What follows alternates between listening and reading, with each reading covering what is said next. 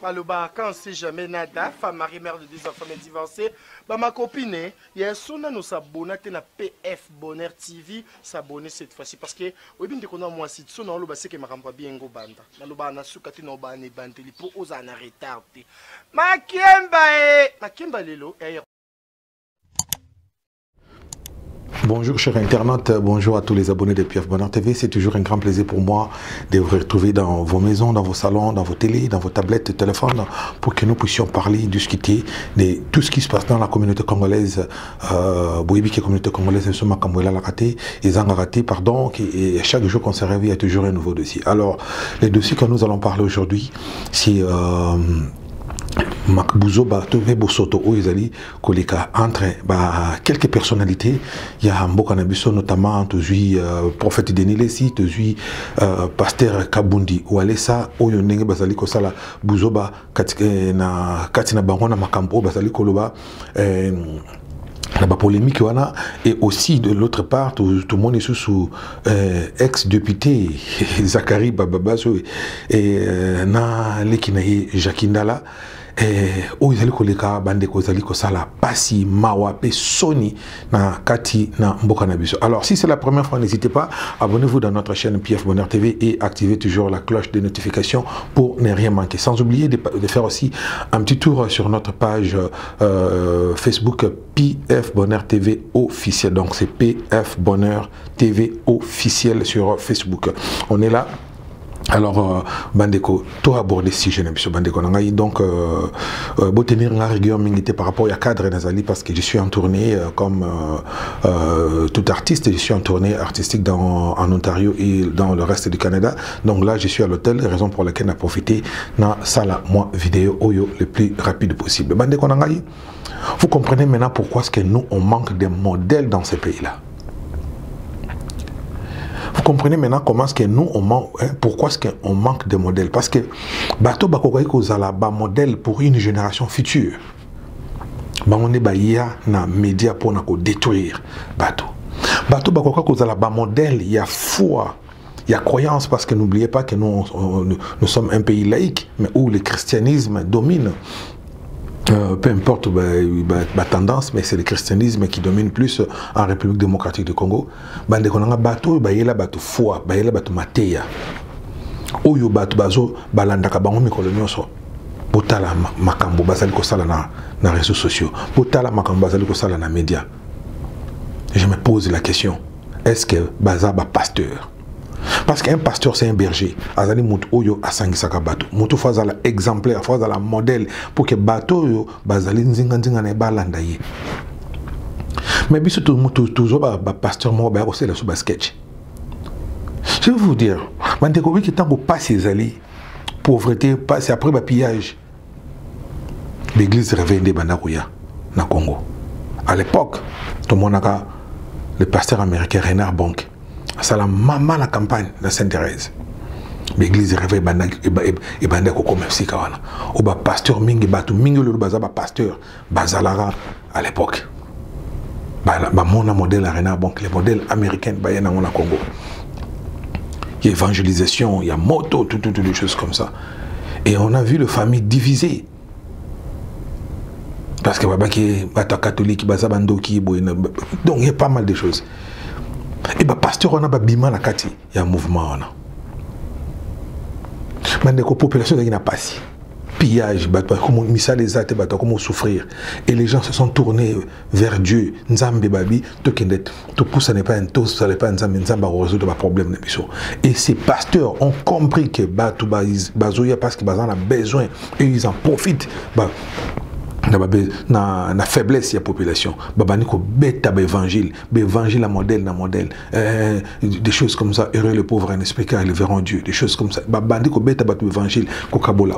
Ceux qui m'accomodent aussi m'battent moi na zalindoki. Ce que j'aurai mon salade pour na boy. Boy c'est sur les lots na Congo combien de personnes va créer d'emplois, combien d'emplois ils ont créé parce que pour bolo bakeno les lots monter ceux qui montent mon salade parce que bande bazabandoki. Il a besoin évangile wana. Mais le makambo belé kaboli bato. bango bazaki censé bazala bo moko bazala bolingo mais tala ba pasteur ne bazo fingana na télévision tala ba pasteur ne bazali ko enregistrer Kabundi Walesa donc enregistrant na ye ba Denis Lesi donc peut-être à l'obéi bon ah Denis Lesi le rôle la salle ba pétage mingi tika na enregistrer que ce qui lobby les Kamodbimi n'a pas balancé en gros. Est-ce que vous avez un modèle vraiment Kabundi Walesa, les soi-disant pasteurs Kabundi Walesa, soi-disant pour en fait, vous qu'ils ont un bataba soi-disant, parce que ça fait pitié. Vous en avez bandimi. Mais comme vous avez vous avez combien de foi ya batu, vous avez ça pour na bêtise vous avez ça. Ou ba pasteur bazanga humilité.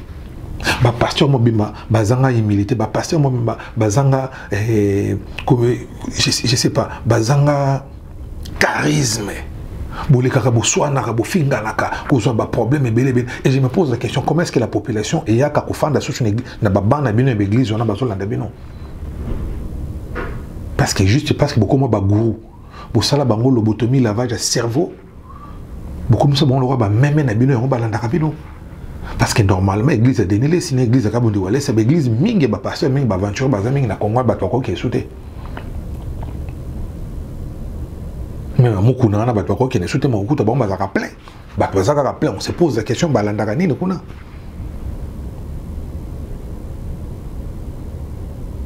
Pensez-vous qu'un pasteur peut te bénir, passer à bénir yoté. C'est ta foi. Zalana foi, tout seul le banzambe, respecter les 10 commandements de Dieu. Linga ne connaît le rôle de ça comme linga yomoko. Zalana bolingo, sala bolam, continuer à faire le bien, marcher droit, être en harmonie avec la nature, et la nature c'est Dieu. Et tu verras que makamuno itambola. Crois à ce que tu fais, crois à ce Dieu là. Restez positif. Mais Dieu m'a dit ceci, Dieu m'a dit ceci. Donc, aventurier le Kabundi Walesa rejoint bon au Kabela bateau. Est-ce que pour Kabela Mutumbongo, il faut y avoir l'accent filmé bateau l'accent que nous voilà na Kabela qui est bon, on appelle ça qui est bon. On avait vu notre pasteur ici là. À Sala Babouzo, maman bateau na franc Congola bia si marabambongo. On a vu ça. À ridiculisant maman et les cas na réseaux sociaux à tout le monde yango et les cas na chaîne na bango. Et le quoi tout les mecs tout le bas qui ont les aïe aussi pardon et voici voilà aussi la maman à côté à télé le quoi donc maman ba ridiculiser ba finger bon on n'a pas ici. Et neti biso to bote na ba maman na biso ba bote biso ba kolisi biso na bon o teka mikate ya o teka nguba. Ya ko salaka ba kwanga ya o teka ba makala. Aliyozu maman na ngana mbongo passion atangi sibso na ba classe na pasi ko tu zo ba bourse té to sisi ba classe to sisi ba université maman na ngai ko pesa mo offrande na ye mbongo pasi yo boyango après na moi na ko pikola maman na ngana na kati église de bidon. La raison pour laquelle les gens respectent les catholiques pour na catholique qui n'ont pas aussi ngoté pesa bo muta pesa ga oyazana ngo et les catholiques construisent des écoles bana na bino ba otanga le batanga mine ba école catholique. Catholiques construisent des universités. Tel bien moins bilo botonga botongi tongi oh les soi-disant ba université capo ça na Congo mais dans d'autres pays ça ba université. C'est des bicoques, c'est de n'importe quoi. Combien d'emplois bino ba pasteur bo créer? Combien d'entreprises bino bo créer? Si ce n'est de faire ko ça le business na bino pour na bino na bana na bino baza la bien bino bo rouler carrosse bino de ba ministre de Dieu bino de loin de Dieu bino faut ça la bien la population et la bino toujours pauvre mais ba baza la tout autour na bino futa ka bango te bo bisa bango toujours nzamba ko pambola yo ah sont sérieux. Est-ce que bino ba pasteur on a beaucoup de fans d'até bino balé ce bon ba discussion na bino bo les qui sont entre bino pourquoi boya kana on a média non on a besoin de ça pendant que les gens réfléchissent comment investir dans ces pays-là comme les gens réfléchissent comment trouver la paix dans ces pays-là comment organiser notre pays comment développer notre pays makambo tout ça pour ça toyo ka yangwana encourager les jeunes entrepreneurs comment organiser des choses comment faire des business dans ces pays-là pour qu'il ne soit à la malam, pour qu'il y ait aussi des millionnaires congolais. Mais vous venez avec des bêtises, avec vos saletés, avec des conneries. Et les journalistes qui acceptent aussi de vous accorder des interviews. Vous n'avez pas autre chose à faire? Jeune entrepreneur, tout ça est belé. Pourquoi vous rappelez tout présenter ma projet? Pourquoi tu es beaucoup ça la conception mais émission voilà les dragons où bah tu vas représenter le projet là tout à défendre le projet bah je rappelle le financement biloko wana ba initiative wana ezalaka ba initiative ya buzoba ya ko inviter bato na buzoba bo fandi si bato ba on a ngolo ba buzoba ba pasteur vous êtes censé être des modèles.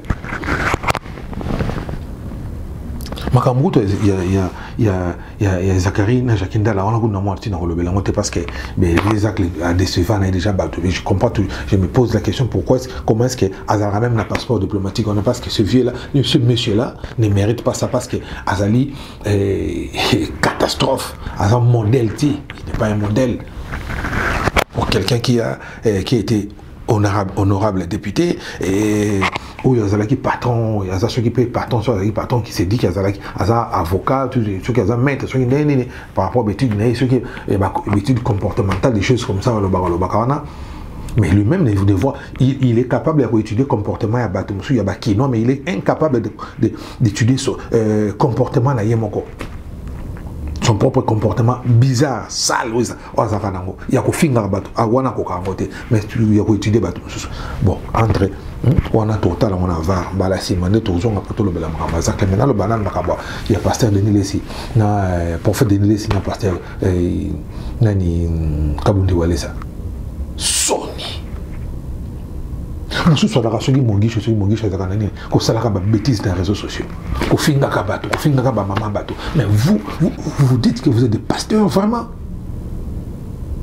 Sony makambo buzo sala Sony. Vous étiez censé être des modèles, mais vous avez échoué. Vous avez échoué lamentablement. C'est pitié. Ça fait mal au cœur de voir que, ça fait mal au cœur de voir que, toute une génération de fans d'Agapon à Rolanda Bino, Koyoka Maté Bino.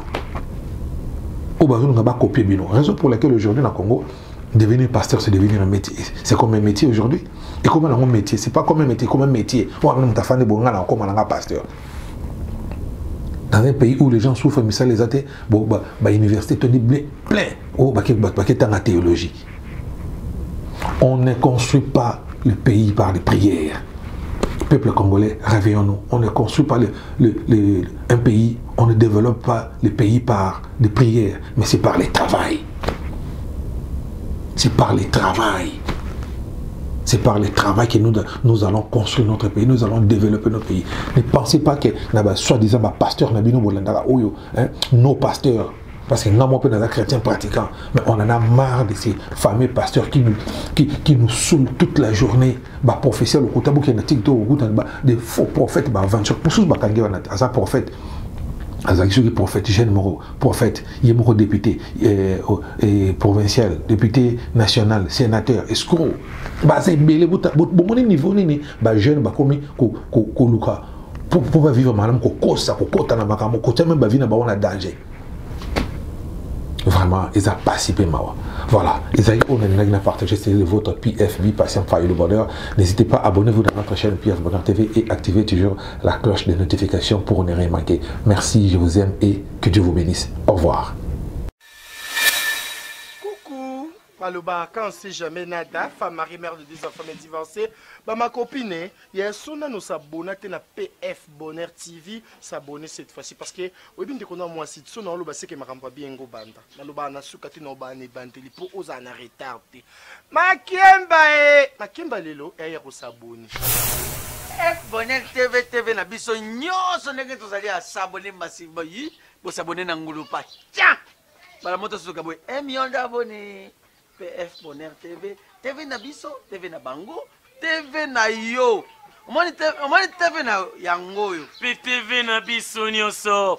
PF Bonheur TV, chaîne oyo etunda na bilengi ya ngeli elengi oyo kokuta tala miliki na nyampulite na yango salaboe lisapi oyo kaka olembolela kasani yango nde okosabone nango okoti na YouTube omoni esika bakomi sabone na rouge Dobika tala likonga wana lisusu ya moke Dobika bagaga kitoko okokuta awa be misio kitoko okokuta awa PF Bonheur TV PF Bonheur TV nde makambo ayeba na Canada veut dire yango nde penza yeli bido PF Bonheur TV ska bomona dendo ene iti bolela fort boluka bokanga na kata PF imezana kale tokanaki julemo tokanaki grand terre na yeyo wana kata PF Bonheur TV bo s'abonner massivement donc bo s'abonner bo sakokota ebele bana mokili mobimba veut dire toi pa na kata PF Bonheur TV nde makambo monde entier mokili mobimba batata ba mama surtout bino bato na Canada barobi chaîne ya soronde yango yo PF Bonheur TV barobi biso baso to s'abonner massivement yo motoringaka papa ndange babi yo motoringaka batiste nyonso boja ko mono awa barobi s'abonnez-vous massivement allez s'abonner voilà barobi na PF Bonheur TV makambo ya kitoko ezali bagage bafilme bokokamata yango bokosepere